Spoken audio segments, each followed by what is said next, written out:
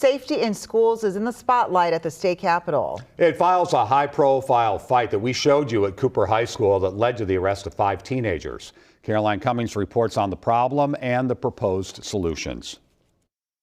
It's worse than we could ever imagine. On Wednesday in the Minnesota Senate Education Committee, a search for solutions for safety in schools. It just seems like this is screaming bipartisan, that we should be able to figure this out. We all want kids and teachers to feel safe. A trio of bills aim to shed more light on any violence, bullying, or harassment that happens in schools. One requires 24-hour notification of any incident to both the parents of the student harmed and the student who caused the harm.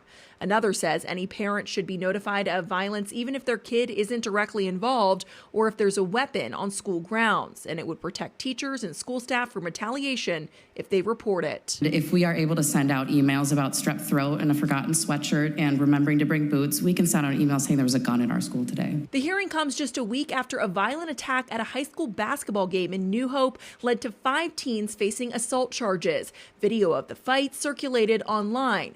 Wright County Sheriff Sean Derringer, who is the president of the Sheriff's Association, said in November they investigated a threat at a middle school where kids sent texts to classmates saying there would be a school shooting the next day. It turned out that the threat was not serious, but we did find an available firearm uncased and accessible by that student. A separate proposal requiring school staff to report violent fights to police got the most pushback. Supporters say the goal is to ensure there are consequences for unlawful assaults, but detractors argue it would cause more harm than good. School is where kids learn to grow up, not suffer adult consequences for having non-formed frontal lobes. Caroline Cummings, WCCO News.